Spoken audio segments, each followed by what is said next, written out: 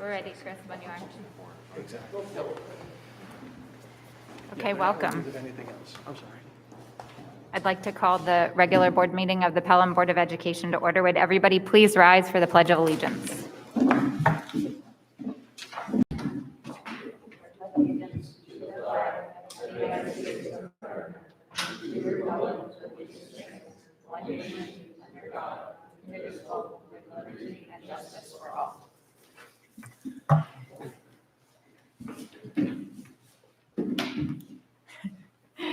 Okay, I'm just going to say in advance, Chris wanted me to remind anybody that we're sharing microphones, so we have to lean in and not bang heads with whoever is next to us. Yeah, But, I left you guys know you the Slack, so you can feel free to slide back and forth, move a little bit. but we have to speak into the microphone.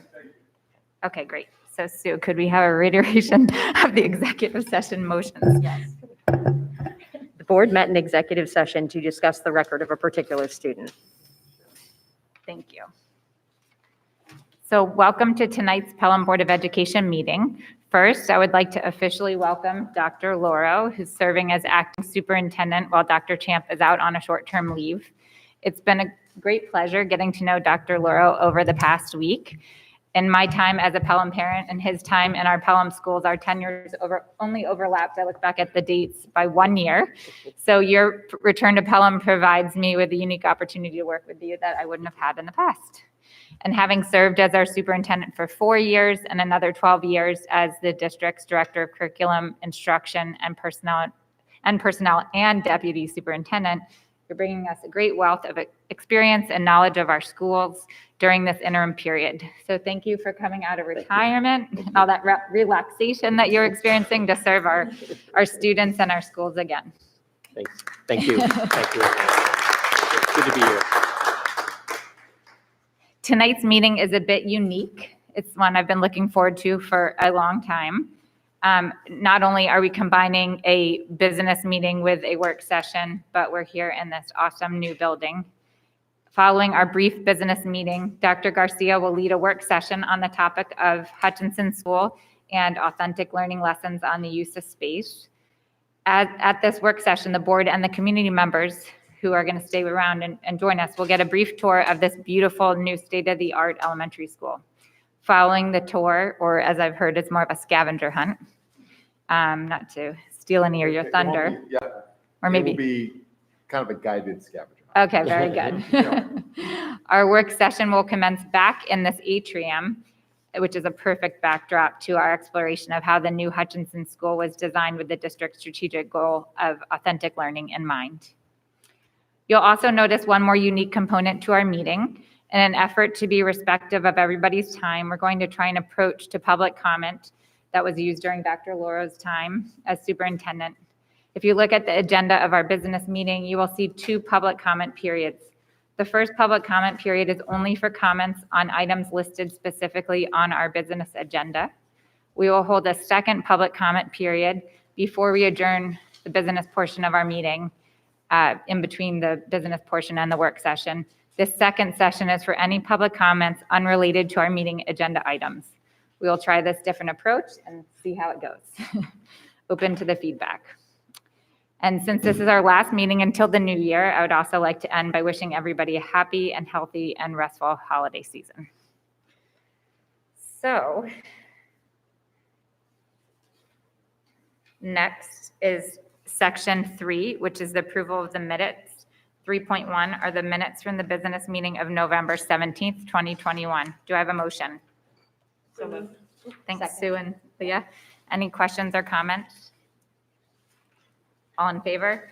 Aye. Any opposed? Any abstentions? Section 4 is the yeah?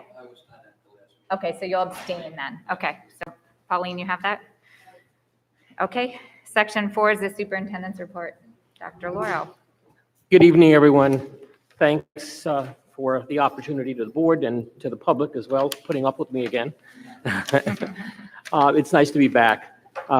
My comments are brief, but it's been an active, I've only been here a week and a half, but it's been an active week and a half. I made the comment and I sent a note out earlier, but I'll just repeat the same thing. Some things have changed and some things have not. Some things I think are a lot better. Some things I think could still need some tweaking, but that's the way schools are. Certainly, this facility is one of the best things that I've seen, and certainly something that I think will have a long life, as long as the other building was, I hope, for many, many, many years.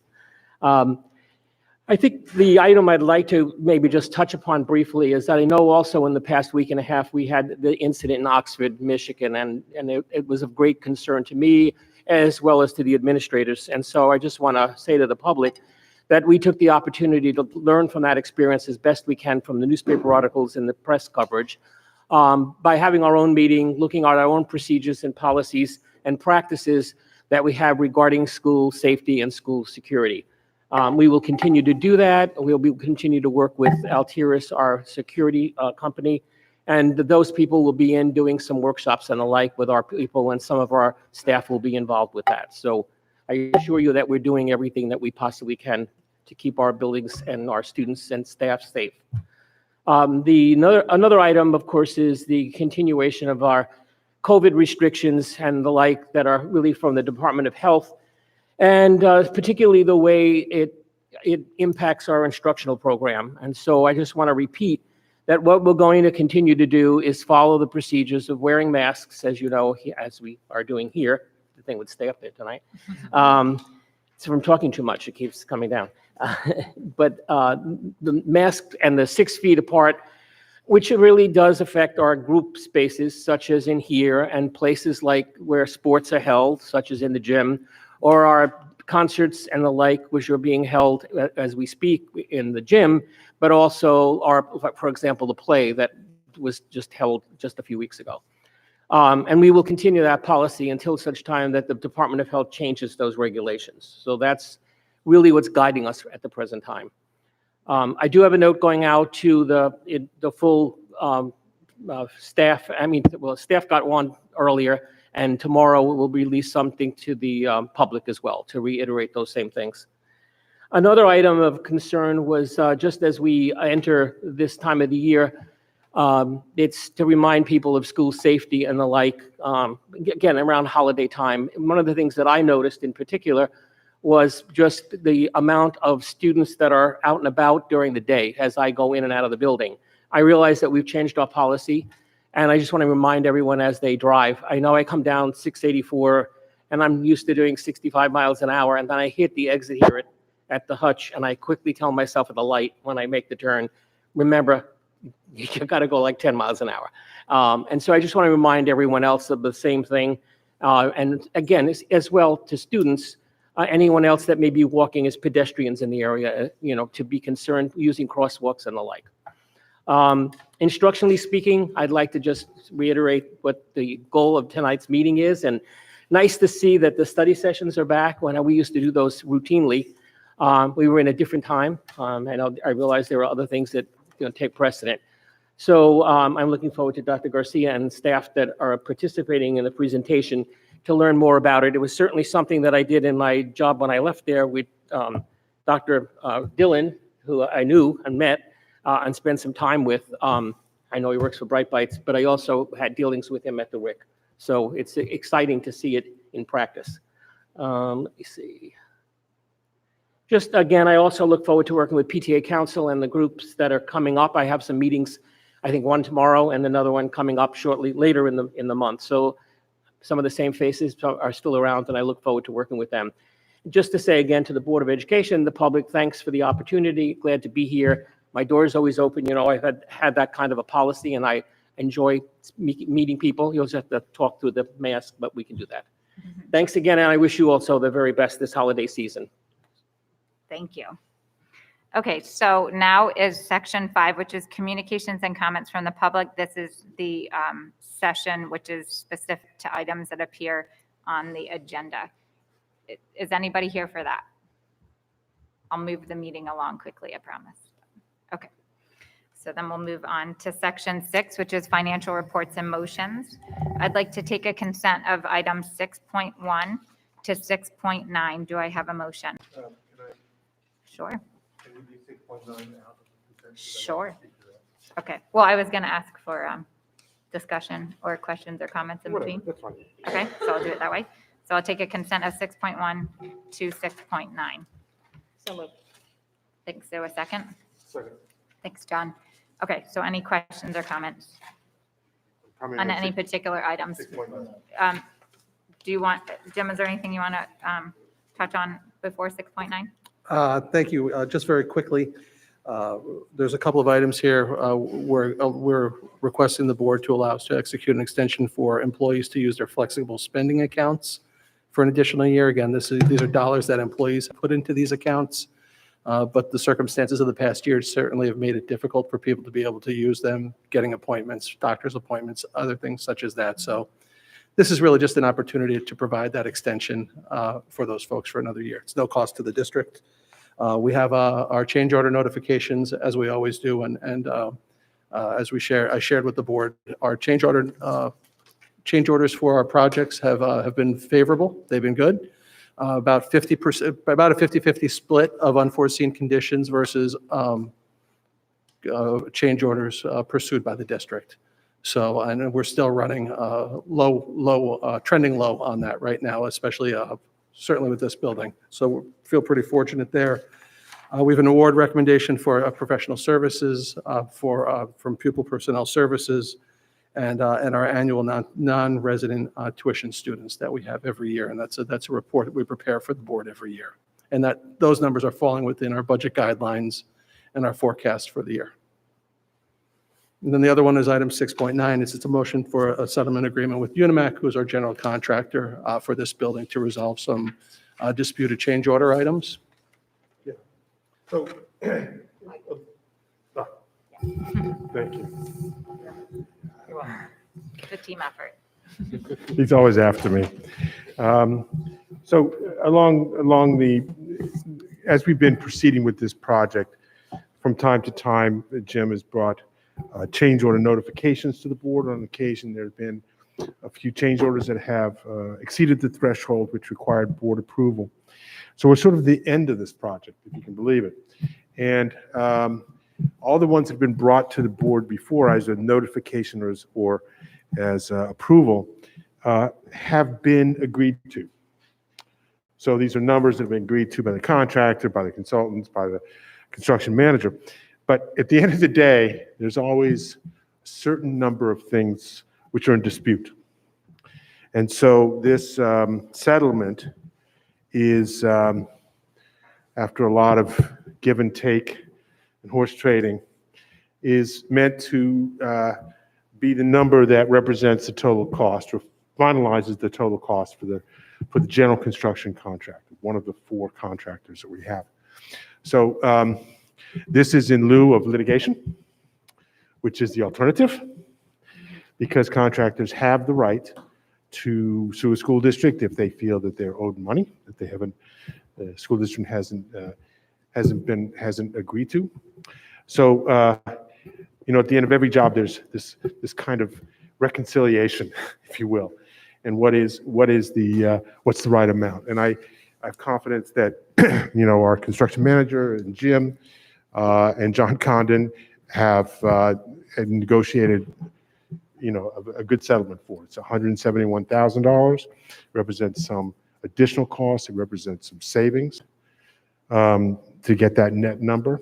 So I just wanted to explain to the board, what this is about. And I think the settlement also stipulates that this is kind of the end of the road for them. They've agreed that there will be no more change orders unless they're for specific requests by the district. So it's been, thanks to Jim and Triton and our team, it's been a very well-run project. We have very few change orders as a percentage of construction cost, and I think we're only 50%. And many of those change orders we're adding scope back in that we're taking out. Here we added kitchen equipment, furniture, add a bunch of stuff, and that's all coming out of that change order contingency. So it's been a remarkably well-run project. Thank you, Jim. Thank you to our architects. Thanks to Triton and John Condon. Thank you. Good group of people. And as you shared, we're at about 40% utilization of that budgeted contingency for the entire projects. That chart that you asked for, that you provided was so helpful to see, because I know we've had all these change orders for the last number of years, and it's interesting to see it boiled down that way. Yeah, it always feels like there's more and more money going out. But when you look at it at the end of the day, there wasn't. Yeah. Are there any questions or comments? I have one question. Sure. Just going back to the treasurer's report, Yes. the negative appropriation status, is that a pretty routine thing that there would be accounts that have a negative balance? So we report those every week or at every board meeting, and we have those, then we put forward transfers to fix those. If we can address them administratively, where we have guidelines where we can do that administratively. In other circumstances, we have transfers where we need to receive board permission.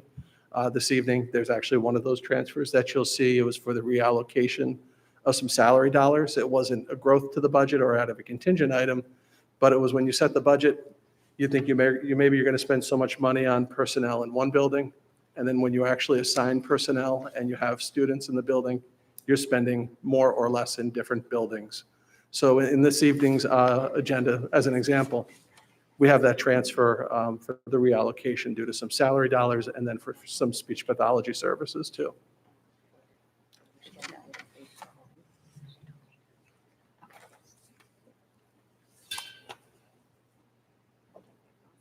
Okay, any other questions or comments? All in favor? Aye. Any opposed? Any abstentions? Now I'll take 6.10 all on its own, a motion to accept donations. Do I have a motion? Or second. Thank you. I'll give that one to Vinnie and Sue. Okay, so the first one is a donation of $2,000 to be used to purchase books for the Colonial School Birthday Club, which celebrates the students' birthdays by gifting books and their names, and that gratitude be bestowed upon its donor, the Colonial School community. And be it further resolved that we accept a donation of $1,400 to be used to purchase books for the Hutchinson School Birthday Club, which celebrates students' birthdays in the same way, and that gratitude be bestowed upon its donor, the Hutchinson School community. And furthermore, that we accept the donation of $1,000 from Prospect Hill Birthday Book Club, which celebrates students' birthdays by gifting books as well, and that gratitude be bestowed upon its donor, the Prospect Hill School community. And at our last meeting, if I remember correctly, we accepted the donation for Siwanoy, so we have not left them out. Any questions or comments? All in favor? Aye. Any opposed? Any abstentions? Section 7 is Superintendent's Personnel Recommendations. I'd like to take a consent of 7.1 to 7.6. Do I have a motion? Thank you, Ian. Do I have a second? Second. Thanks, Michael. You can go up. Any questions or comments or anything you want to add? All in favor? Aye. Any opposed? Any abstentions? Okay, Section 8 is new business. I'd like to present a walk-on resolution that I'll read in advance, and then I'll take a motion.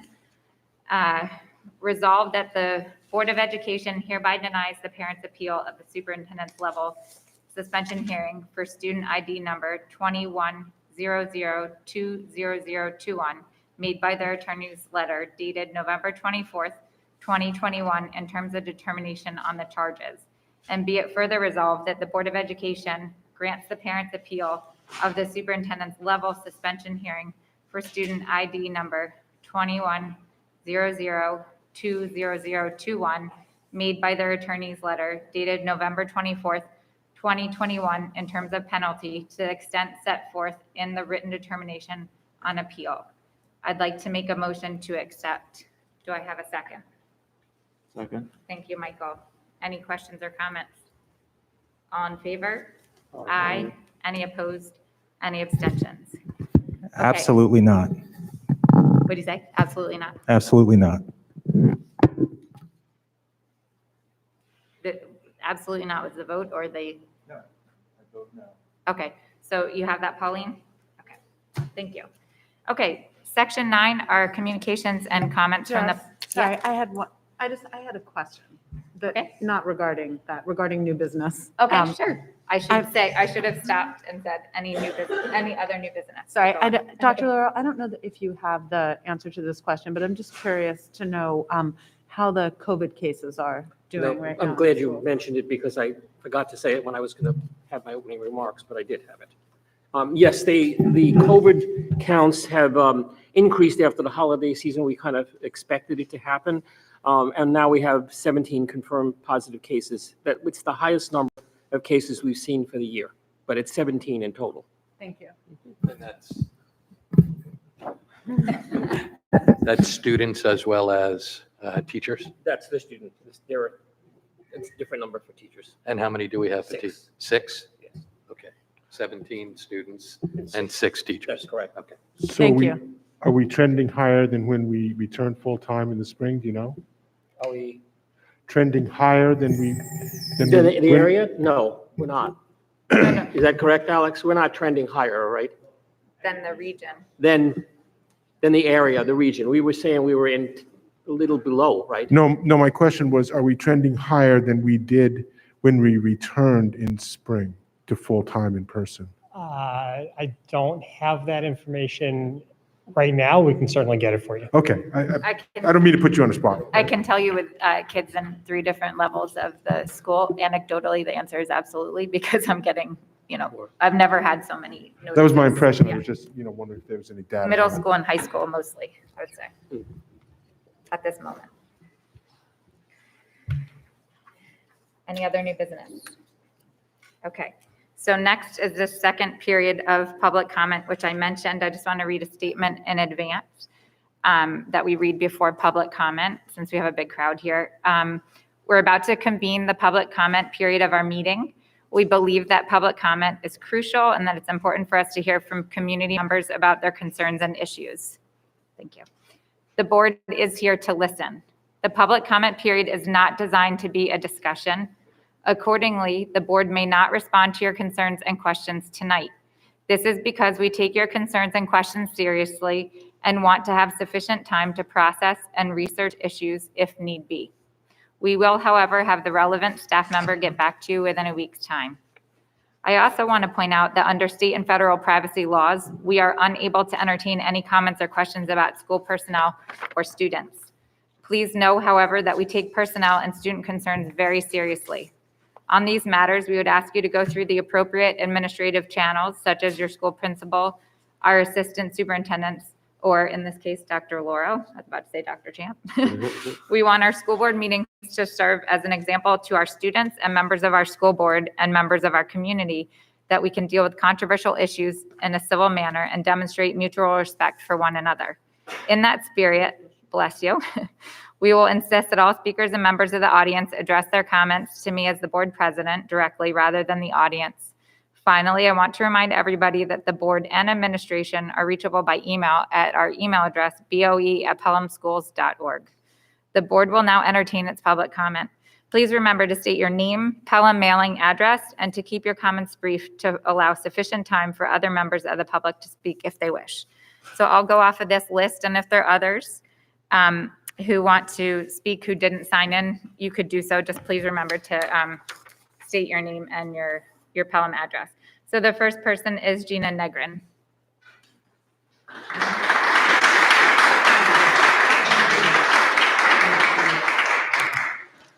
Thank you for the opportunity to speak. As you can see, I have a few notes here, but as you said, there's a lot of people that have to speak, so I'll try and be as brief as possible. So good evening to all of you. I'm here representing not just the student athletes, but also the student musicians and also the beautiful members of our Pelham community. And I'll just read what I have written. I've been thinking about how many members of our beautiful community just love to support our children at all the sports and all the concerts throughout the year. They have done this throughout the years, even well after their own children have graduated. They take the same pride that we do in our children as Pelican athletes and musicians. It's really been this way as far back as when I was in Pelham High School back in the 80s. What a shame that this restriction against student athlete spectators, the rules, for spectators and for the musicians at band concerts, has been implemented. And I'm actually just curious, and I know you can't answer this question right now, but I'm just actually curious as to what specific numbers implemented this, protocol when volleyball actually was allowed to have as many spectators as possible. How drastic have the numbers risen in Pelham to have this implemented? Also, I'm here to say that, quite frankly, the upperclassmen, okay, especially, should be allowed to have Pelican fans. They should be allowed to have a Pelican fan section. I believe that the middle school occupancy is 1,000 plus. And with some strategies, if we were to create a, like a strategic group, if you will, I think we could, work on a strategy, like they have done in other schools to allow our student fan section to be safely in place to support the athletes and also the musicians. I believe that our children have missed out on enough during the pandemic already. Anyone who studies the statistics and works like I do with young adults can clearly know the anxiety and the depression levels that have increased.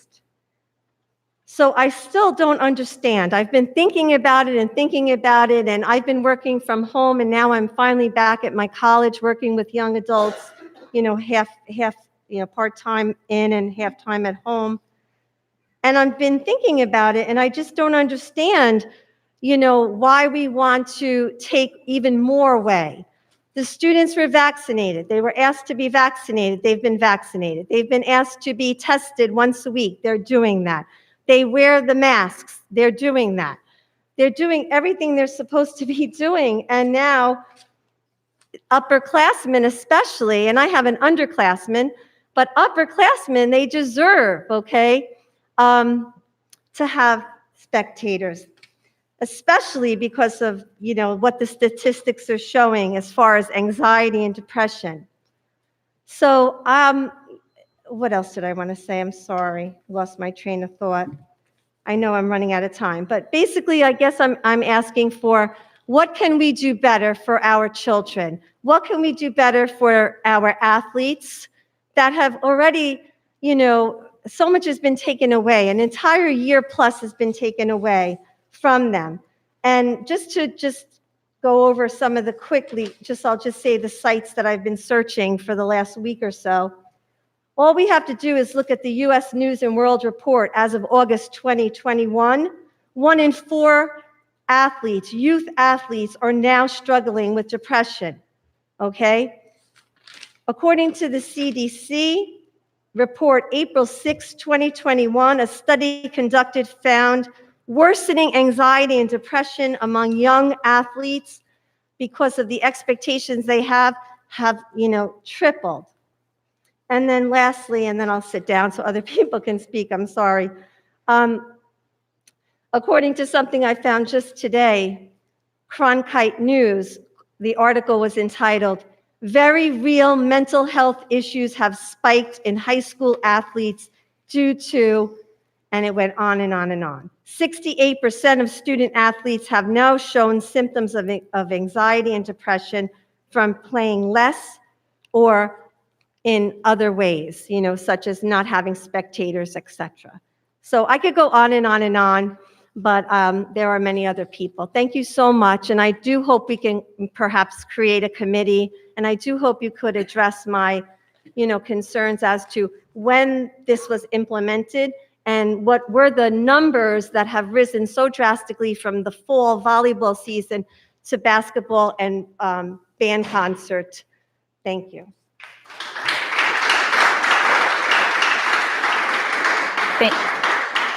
Thank you, Gina. We'll have Dr. Loro get back to you. We'll work on a response. And thank you for taking the time to share your ideas and your feedback.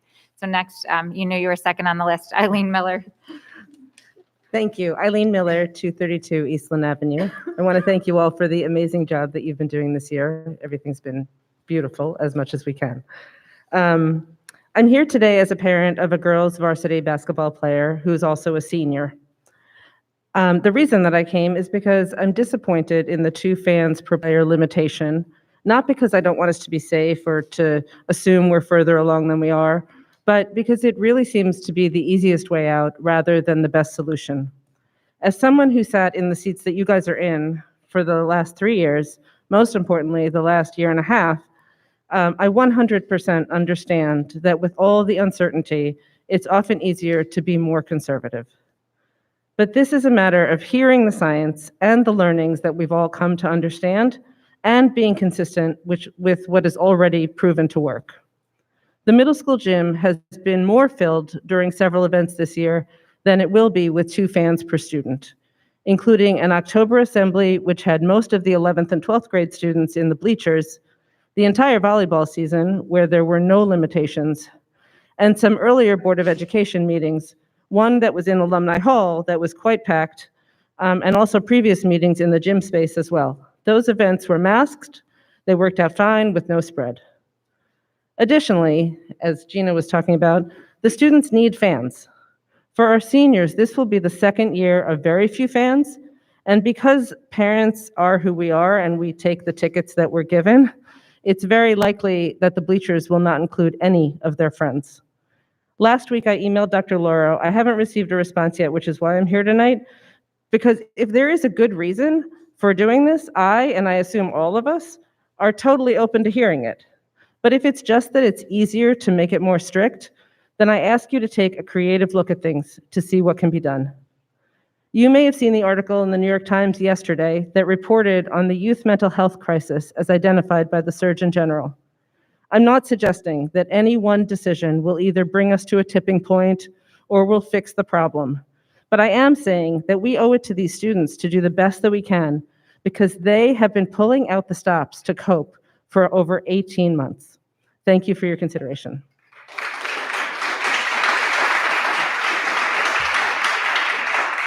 Thanks, Eileen. Next, we have Christine Nicholas. Christine Nicholas.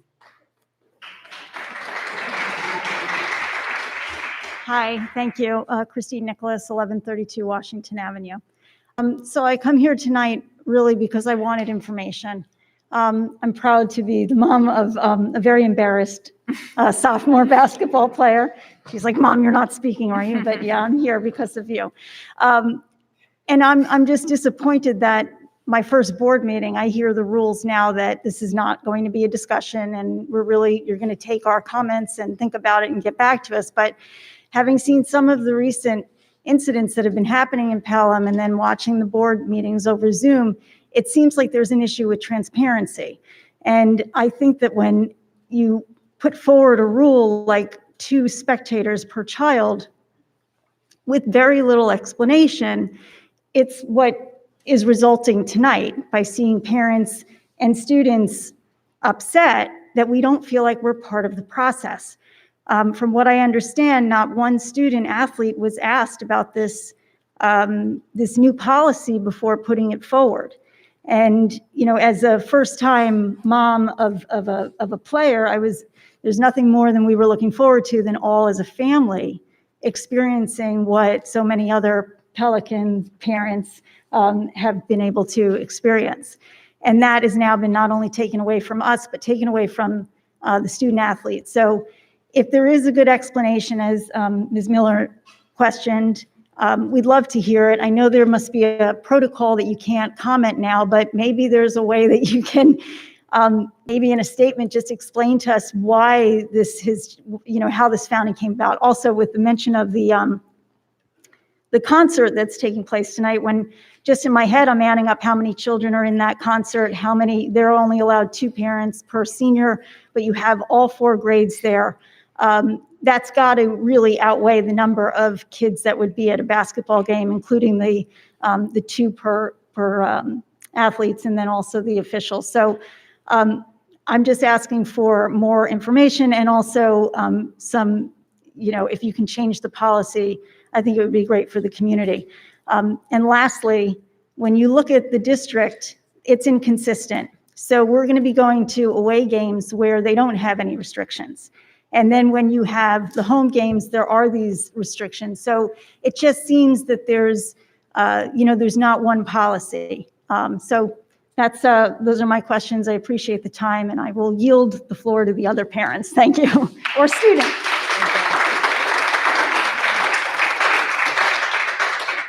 Thank you. We will get back to you at the district level with as much information as can be provided. Anna Raff.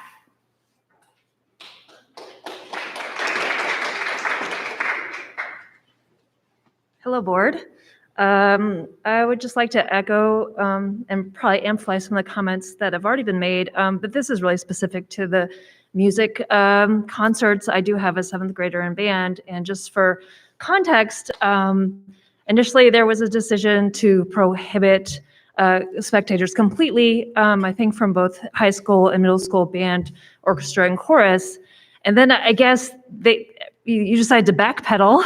So there was obviously no rationale or reason given. And then they decided to backpedal and said, okay, it can be 8th graders and 12th graders. And I just want to kind of echo what people are saying. I don't understand the rhyme or reason. I understand what Dr. Laro said, we have COVID restrictions, but what I don't understand is why can't we be more innovative in trying to maximize what we can subject to those restrictions? So I would actually like an explanation about, how we came to that decision, and an explanation of why you decided to change your mind. Was it just because of public pressure? If there's not enough space for example, there's other things we can do, for today, there was the middle school band concert. There's 4 different bands. I understand there's not enough space for all the parents due to restrictions, of all the students that are in the band. So maybe we can have them on different nights. There's other things we can do. I've also heard that, there couldn't be parents at elementary school music concerts. Okay, well, can we have, because of space in the elementary schools, so maybe can we have those concerts in the middle school gym, which is quite large, as we've already established? Look, we're going to have to live with this disease for a while. Obviously, no one denies that. But we can't fold when the going gets tough, or throw up our hands when just organizing logistics are more complicated than they used to be, because that's kind of the impression I think a lot of us are getting. As an aside, what I would like to, I'm heartened to see that at least when we talk about the rising case counts, there doesn't seem to be the same panic there was before, which is great, because I just do want to remind everyone that this is not what it was in March 2020. We have a vast number of adults vaccinated.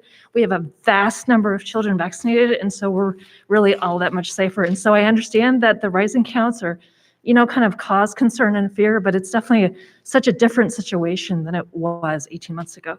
Thank you. Thanks for sharing your feedback. Danny Orlando.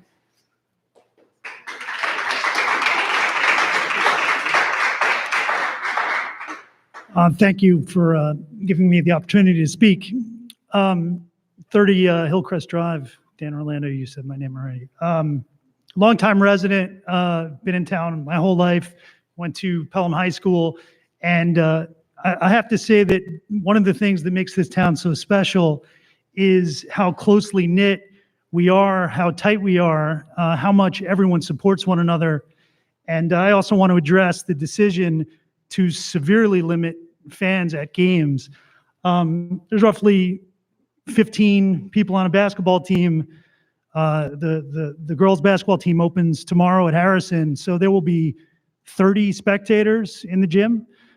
Dr. Lauro, spoke about some of the measures, mitigants that we can do, and we should be safe. We can get vaccinated.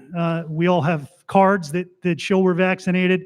If you get them, I know this because I have to present it every time we go somewhere in New York City. You can get a booster shot. You can wear masks. You can get tested as much as you like. You can be 6 feet apart. But surely we can have more than 30 fans in the gym and be safe. I made a few phone calls before I came, and I was 3 for 3. New Rochelle, Ardsley, and Harrison, and we opened to Harrison. They have no fan restrictions whatsoever. They've also pretty much said they're going to retaliate and not let Pelham fans at away games. So not only will we not have spectators for our home games, but no parents will see their children at away games. And keep in mind, these are the same people we're keeping out. My daughter goes to school, is in class all day with these kids, goes to lunch, has gym class. I go to the city every day, close proximity on the train, close proximity at work. We're living with COVID. I think these are pretty draconian measures, and I'd really like you to come back and reevaluate. Please rethink it. Thank you for your time. We have one more person who signed up, Carolyn, what did you say? Garaffi?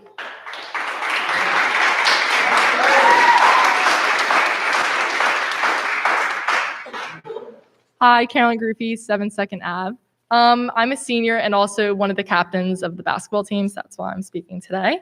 I'm just going to read this letter from my good friend Ella, who could not make it tonight. Hi, my name is Ella Miller, and I'm co-captain of the girls' varsity basketball team. I started a petition on Friday, December 4th, lobbying for unlimited spectators at basketball games. This petition was both for the boys and girls teams, and as of right now, we had 284 signatures. I started this petition with 2 rationales in mind: the fact that I'm a senior and the fact that I'm a basketball player. Last year, the second COVID year, everyone's hearts went out for the seniors. As a junior, I witnessed the seniors' year being taken away from them. People did all they could to give the seniors special things and keep their year as normal as possible. This year, it was a blessing to have everything back to normal countrywide. Fall sports were back on, spectators showed up, and we got to see all our classmates in school each day. Then we got to the winter season. I will not deny that there is a rise in COVID cases right now within the Pelham School District. But if you look at the COVID cases right now and how contained these cases have been compared to last year's, there isn't any sort of solid reasoning behind limiting spectators to this extent. Last year, the other 11 seniors and I experienced the impact no fans had on the game. It is unimaginable that we would have to go through this similar situation again when it is unnecessary, especially for our last season at Pelham. Moving away from the seniors' perspective, having a lack of spectators at any sporting event is a huge disadvantage. Spectators add energy and encouragement to every player in the sport. Not only is it important for the teams playing, but it allows students to come together by way of common goal.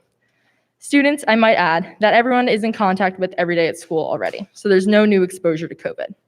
Pelham instituting a limit on spectators puts the team at a disadvantage, especially when other schools in our league do not have a limit. From any perspective you could take, Pelham basketball deserves to have less restrictions in terms of spectators, just as the fall sports did. And this is not Ella anymore, this is me. Pelham has successfully contained any COVID spread in our classrooms with the use of masks and distancing. The same protocols can be successfully put in place for a basketball game as well. And my team, and I'm sure other musicians or players, are willing to meet and come up with a solution. Thank you so much.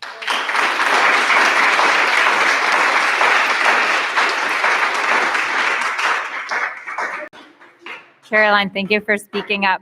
We've had a lot of adults come to the microphone and say how nervous they get when they speak, and it's pretty uncomfortable for all of us at times. So thanks for speaking up as a student.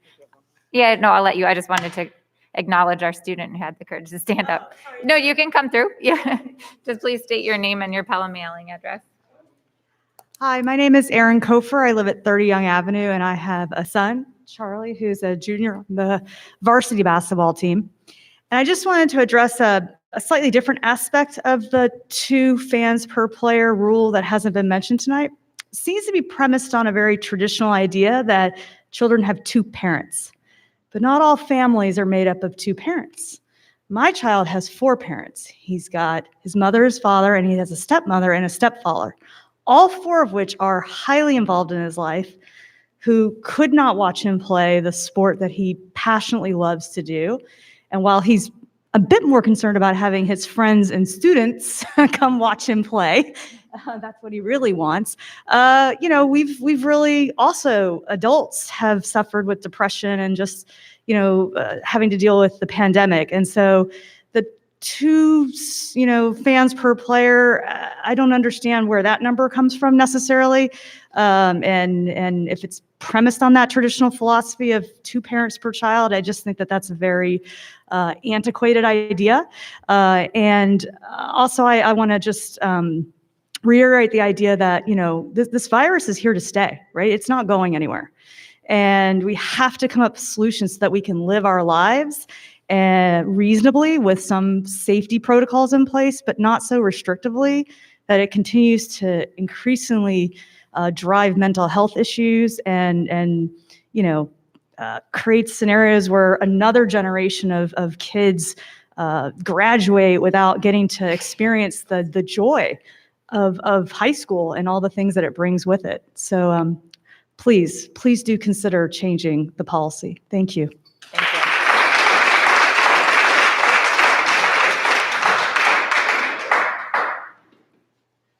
Sure, come on up.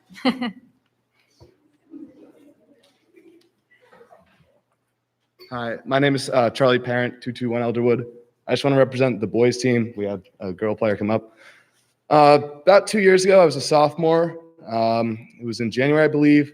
I watched the Pelham varsity basketball team. I was in the stands. Some of my peers defeated our rivals, Eastchester. It was one of the greatest basketball games I've ever watched, professional or college level. The intensity, I'm from an intensity standpoint, right? My mood after that game was I was ecstatic. I didn't even play in it. I know what it's like to be a fan, to witness these great games, and now we're shutting people out. Even when in the football season, we had all of our students there, and I'm sure a lot of you guys were at football games yourselves. There was not social distancing there. We were packed to the brim. I understand it's outside, but those bleachers are packed. Hockey yesterday, I guess the ice hutch has a different regulation from the school board, but that there wasn't a mask or social distancing in sight. So I asked for some consistency, and it's really confusing to me why just my parents, who I barely even play on this team, by the way, I don't get minutes, just my parents come to the games, and I could maybe see 4 of my peers there when, yes, there's a rise in case. There's I believe one active case in the high school. I understand there's one in the middle school, but it's students. Students are all around each other all the time. Maybe limit parents, maybe require vaccinations, do what you got to do, but 2 spectators per player is definitely not okay at this time. And just please reconsider. Thank you.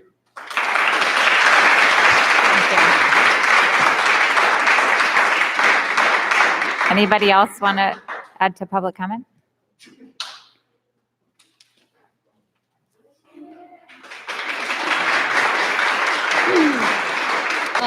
My name is Mia Orlando, 30 Hillcrest Drive. So I'm also here on behalf of the student athletes of Pelham High School.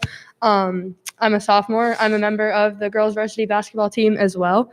And I'm just going to bring up a couple points regarding the limitations on spectators.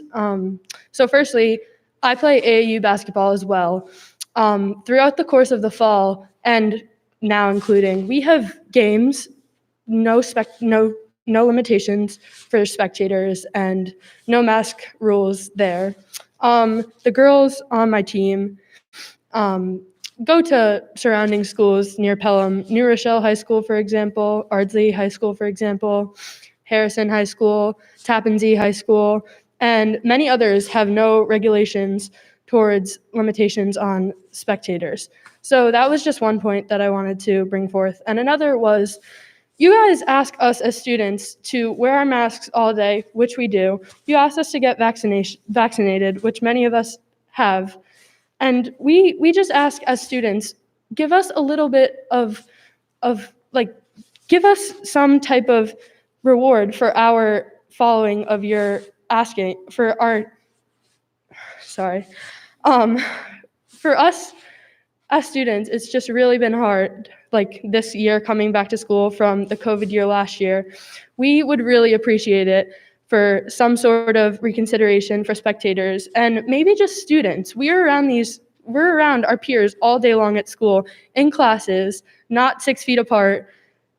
Many of us have our mask pulled down next to each other all the time during school, and I just don't understand why it would make a difference at all from being in the stands. Thank you.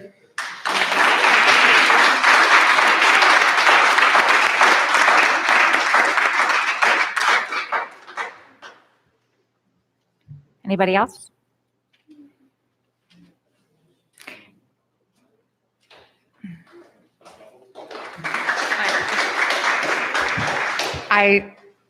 Maura Curtin, 29 Chestnut Avenue. I fully support the basketball team, and having spectators, did not want to address that right now, although I am fully supportive. And Charlie, you're the best. I wanted to ask you to please, some folks at home who are watching on Zoom asked me to ask you to clarify the new business and the vote that happened on the appeal. And I understand you can't get into specifics, but I think it was done very quickly, and people watching at home, and even here myself, I wasn't quite clear on what the decision was. And then if you could let us know what the vote was publicly, we would appreciate that. And I also just want to quickly say, in regards to what Dr. Loria said about what happened in Michigan last week, I really want to thank the administration and the Pelham Police Department for their work on what happened over the Halloween weekend in relation to the student and the TikTok and all of that, because it shows, what happened in Michigan shows that the district and the police department really did go above and beyond to make sure that all the students were safe and there wasn't an actual threat, meaning like a gun in an unlocked drawer at home, which could have resulted in destruction. So thank you, and I hope you can clarify that. I'll just say really quickly, because it's a student matter, we can't share specifics. The No. resolution that we walked in and that we voted on will be in board docs. Pauline, when? Like the next day, probably. And the vote was all in favor except for one.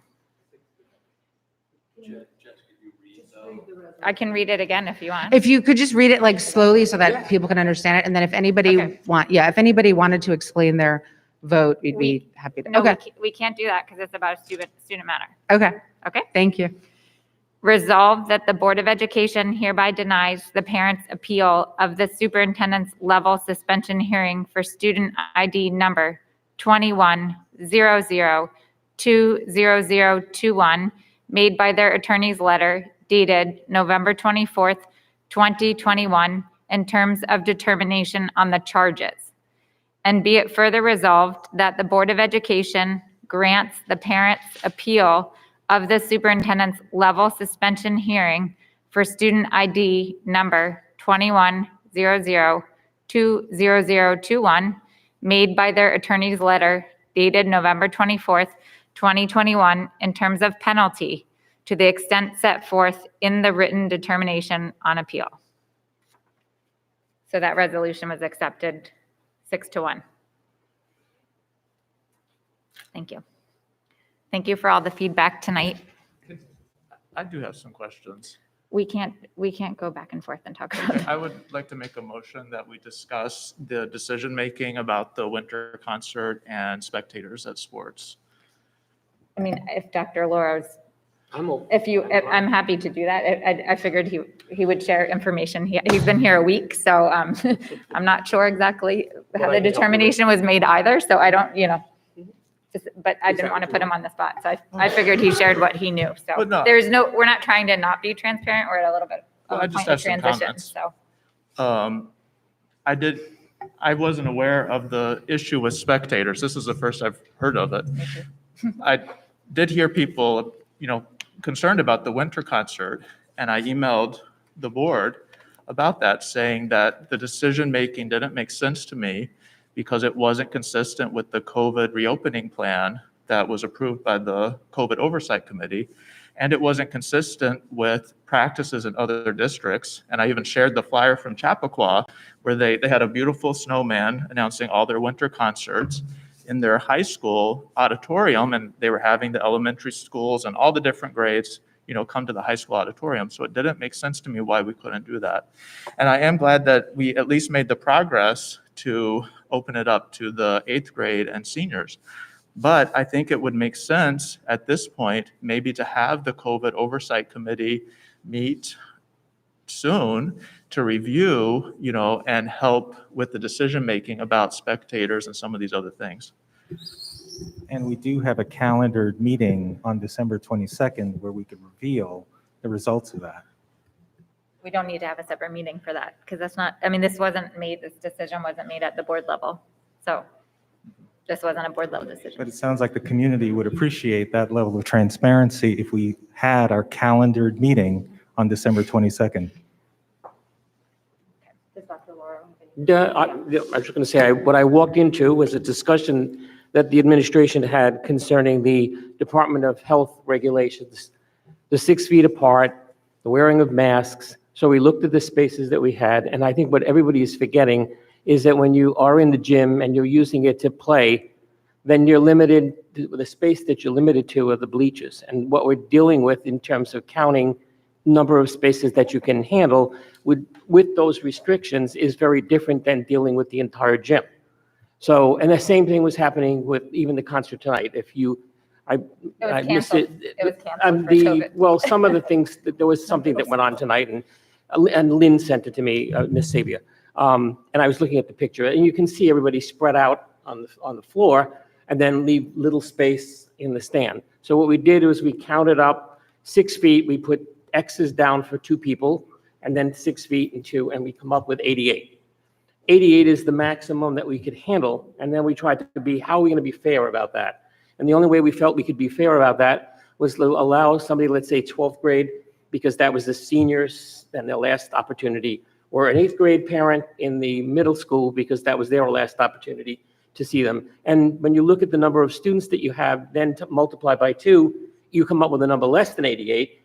But the balance that you have left, how do you decide, let's say there's 22 spaces left, then how do you decide what to do with that? So the decision was made, we better just stick to a standard way of doing it, because how are we going to police it? How are we going to check it? How do we take attendance and so on? Because it just compounds in terms of putting more people in the gym to count or receive people, that takes other spaces away. So we just thought that was the fairest way to do it, which is what we wound up doing. So, and then we did the same thing across the elementary schools, but I just want to mention that the spaces there don't have bleachers. The staff said that the principals felt that the elementary levels, by the time you put students in there, there was really no space, and they didn't want to do that. And so that's what we chose to do there. So the elementary is entirely different. The big spaces that we have are at the secondary level. In terms of bringing them up, we did discuss that. There was no room on the calendar to squeeze in. If you have practices and everything else going on in one facility, it was impossible to have them then come up and deal with that in terms of the space. So that was the issue. We're not going to do a back and forth. As I said, it's already become more of that than we normally do. This is where things stand right now, but it's clear that it's not been communicated clearly and that people want more information. So we will certainly get that out for you. It's not really about communication. It's about faulty decision. I know, but you're creating a charade here, Michael. This is a public comment. This is not meant to be. This is our business meeting to have oversight of how the schools are run. I know, but that's not what this is for, okay? We can certainly. Well, I would make a motion that we discuss this topic. I second that motion. How, of course you can discuss this. We're a board. We Somebody oversee else the on our district. Okay. I think we have one more request for public comment. Okay. Michael Nakrin, modified coach. We'd like to know when the decision was made, and we talk about 6 feet. There's about 40-something people in here. This is smaller than the gymnasium. Where is your 6 feet? Where are our 6 feet? If we're practicing all these measures, why aren't we practicing them here? I've been working in the town in rec. I know about the entire girls team probably here. I know most of the varsity team, and I would like to go see them play. I've seen them since they were in 4th grade, and I'm now a part of the Pelham coaching staff at the modified 7th and 8th graders. And if we're going to practice everything, set the example and practice it, and give us answers. I know how this play goes, that you're saying, oh, well, we'll get back to you in weeks. Well, guess what? In a few weeks turn to a month, everyone gets busy. I get it. I have a business I own. I have 2 jobs, 3 jobs now, and I get it. Time goes by, but those weeks that you're going to give us an answer, the season's going to be over, and we're never going to get that answer. So we want an answer before Christmas, if not before the new year, and we expect a change. And that's all I have to say. Thank you.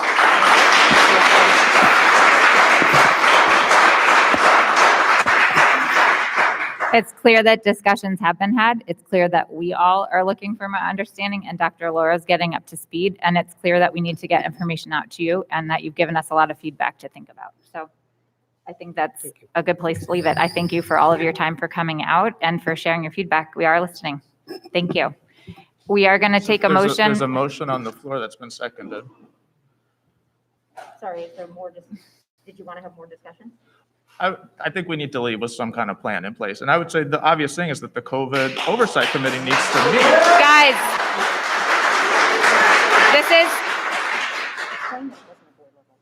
this was not a board level decision. There's a lot of information that we don't have, okay? So you're cheering and hooting and hollering back there is not meant to be a cheer session, okay? I appreciate everybody's time. I appreciate how passionate you guys are, but it's becoming disruption right now, okay? So we're listening.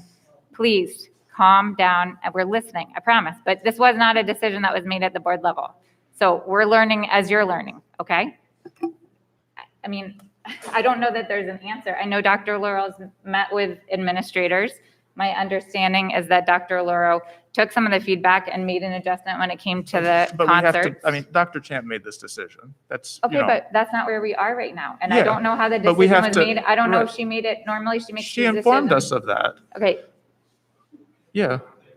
No, but we need to have the COVID oversight committee meet. I'm not in a disagreement. I think that was a good suggestion. All but right. I'm just saying, I don't think we're going to come up with the exact solution No, we right can't now. figure and it out us right now, but Back and that's, forth you know. and having people keep jumping up in the microphone is not the way Sure. we're going to accomplish that. And it's not the way we normally work our meetings. I encourage people to reach out to us directly if they want to talk about it, so I can hear the feedback. If you want to talk to board members Do about we it. need to vote on the COVID oversight committee meeting, or can we just No. agree that it will happen in the next couple weeks or something Well, like again, that? we have a calendared meeting on December 22nd to reveal whatever we discover. Sounds like there's a sense of urgency. It doesn't take a board meeting to resolve it. It wasn't a decision made at the board level. I mean, it's my opinion that, I mean, whether we have a meeting on the 22nd or not, this could be resolved before that. This could be discussion that goes out, as quickly as the AD is not here tonight, right? So the AD give Dr. Laurel and potentially the committee to weigh in a little bit of time. I think everybody understands that the season is quick. So no one's saying that this is going to take weeks. There's no intention to drag feet or not be transparent. I think this is just where we are right now, and we'll come back with information. Promised. I mean, it's to be noted and congratulated that in the absence of this outpouring of commentary, we wouldn't be having this discussion. So thank you, Evan, for coming out. Thank you for coming. We're going to take a motion to no, I'm blank. We're going to take a few minutes because we're going to take a motion to end to adjourn the public meeting. And we will be back on camera in about 20 minutes for the work session. Do I have a motion to adjourn the business meeting? So moved. Thank you. Thank you. All in favor? Aye. Any opposed? Any abstentions? I don't have it in me anymore. Nah.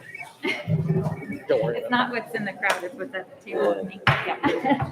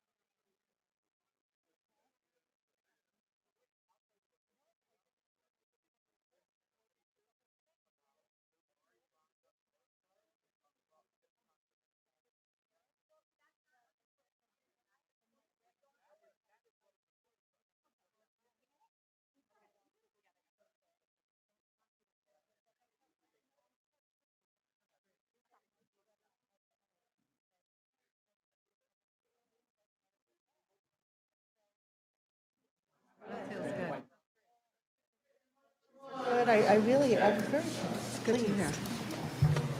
Okay, I'd like to take a motion to reconvene in our work session on space for the 21st century learner. Great. Well, good evening, everyone. Do we Thank take a you. welcome motion? Welcome So moved. back. Okay, I'm sorry, I apologize. Thanks. We're good? all in favor? Aye. Aye. Any opposed? Any abstentions? Well, welcome back. So thank everyone for joining us this evening. Very excited to be here. We're in a new venue that we've never been in before as a board, but also as a administrative team. This is really the first time we've been together in Hutchinson School.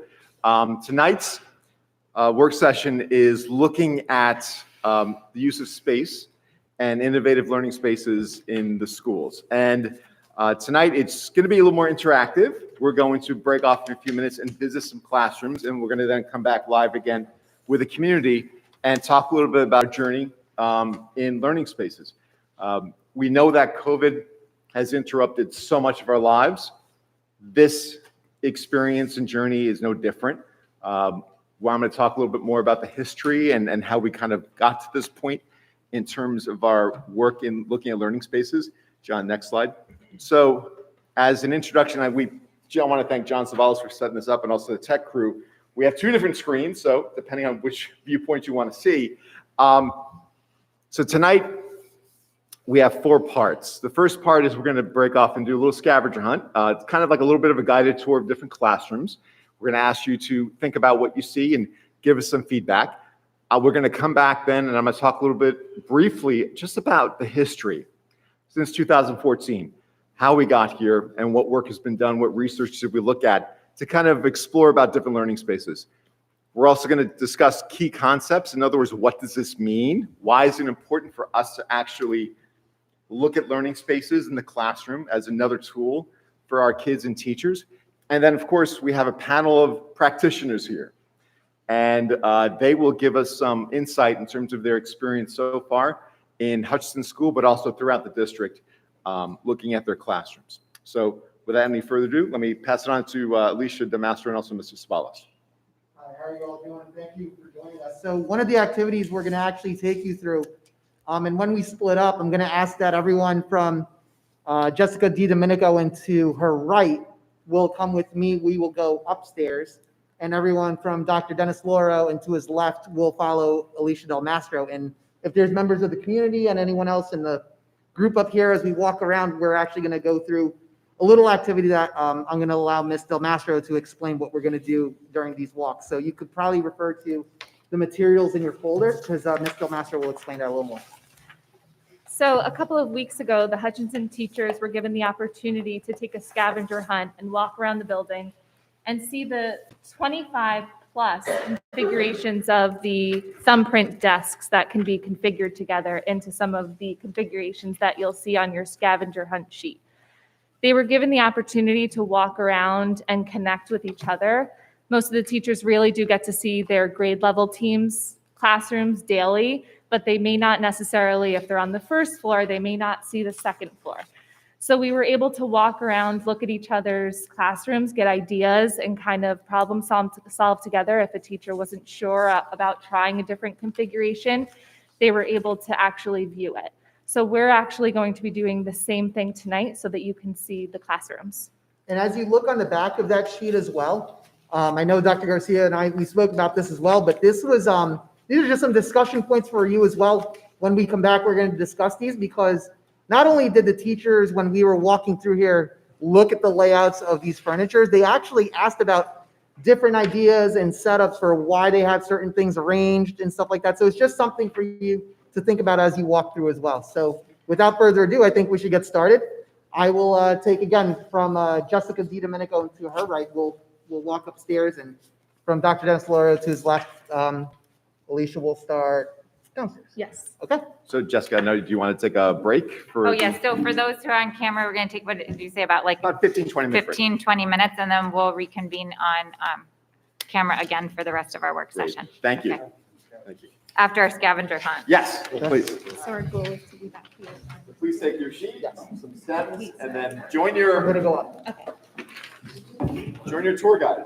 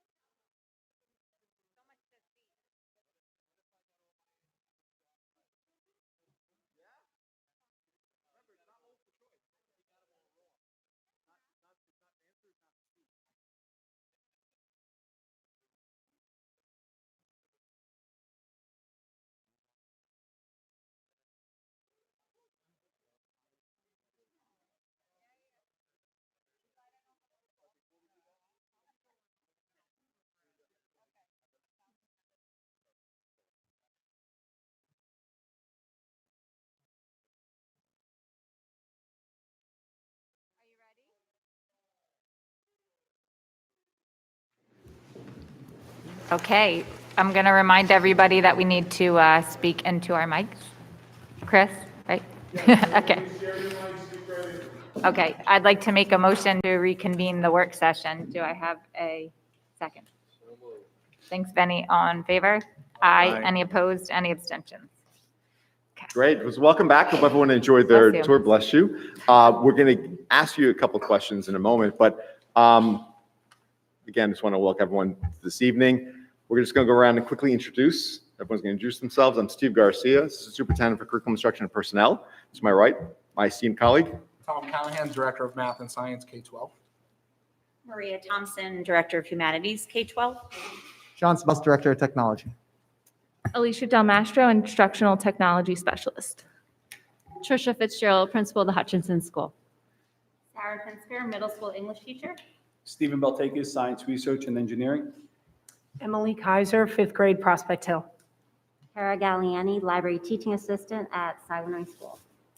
So again, thank you for joining us. We're going to ask our panel of practitioners some questions a little later on. But first, I know John and Alicia kind of want to just go back to your experience walking around the classrooms and just get some thoughts from you. So did anyone want to actually if you take a look at the things that we put up here, I observed, I wondered, surprised or curious, did anyone want to share any of those thoughts? I heard several, I know during my rounds, one of them being, is it used like this all the time? How many times are they changing? What were some of the questions or some of the things that you observed or wondered while you were going on your rounds as well? And so maybe this is directed more at Emily or other teachers, but like, how long does it take you to get the vibe of your class to figure out like what the setup should be, based on the personalities, learning styles, things like that? A lot of it depends on what we're going to be teaching. It's very important that, that the furniture doesn't drive it, but the instruction drives it. So we really look at what groups we need to have, what are the collaborations that need to occur in terms of picking which exact design that you're going to use. How often? Oh, sorry. No, Go ahead. I'm sure you had the same follow-up I did. No, I was just curious. That's what I asked John in that first class, is I noticed there were several configurations in one classroom, in the first classroom we went to, and I was just curious to know, is that because of the particular lesson that a teacher might be doing? Is that because of the composition of the students in the class, distancing? How often do those configurations change on a given day? Once again, a lot of that can change based on, I'm actually part of the district's ICT model at the moment. So we really work a lot in co-teaching and station teaching. So this furniture is really conducive to that. It enables us to say, if I'm taking a writing group, I might rearrange the furniture in a certain way that's more conducive to that lesson.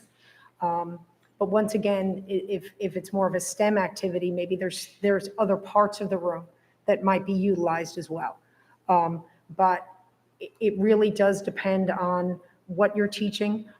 It does take, if you sort of have a configuration set and then you know what your plan is for that day, how you're going to modify that to maybe facilitate that quickly based on that day's lesson so that it doesn't interrupt instruction.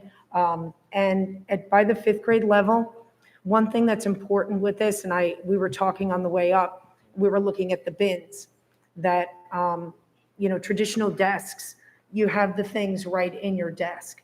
But the ability for kids to have those bins and to move and to know when to move and to be organized with their belongings is all part of authentic learning, because that's what you need to learn when you move into middle school, when you move into high school, when you move as an adult.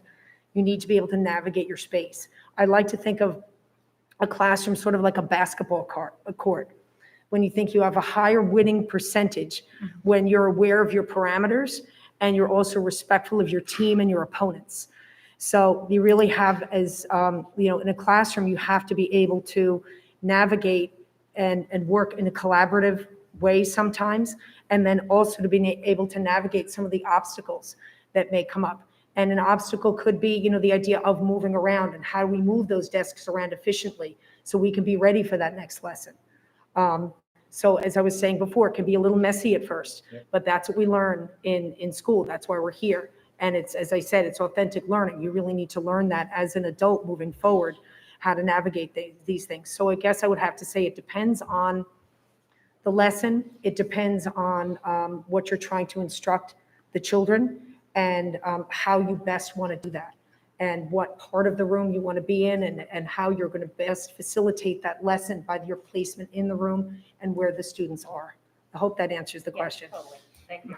I know one of the things, and I'm sorry to interrupt, one of the things I observed throughout my walks, and I saw both groups that sort of intersect right down over in that corner, was some of the same discussions that all of you are having, all of the teachers here had as well. And they've also had during our innovation committee when we got that first PEF grant. And I thought that was really interesting because it was a lot of the same questions. Like, and some of us are not lifelong educators, but we all had the same questions of what we were trying to ask and purposes and stuff like that. So I thought that was really interesting for me. We're going to have more times for questions afterwards, but I just wanted to give a little bit of a history lesson. And I was a former history teacher, so I always like doing this, and I'm not going to dwell on it. But in the next slide, John, if you would just show us. So I've been here since my 9th year in the district, and going back to about 2013-14, but really that was when we were kind of looking at the new strategic plan. We're talking about 21st century learning, what do 21st century schools look like. Many of our facilities are older. And other districts and other schools started really, I think, studying their classroom space, right? Really spend time understanding it, whether the classroom space influences teaching or vice versa. And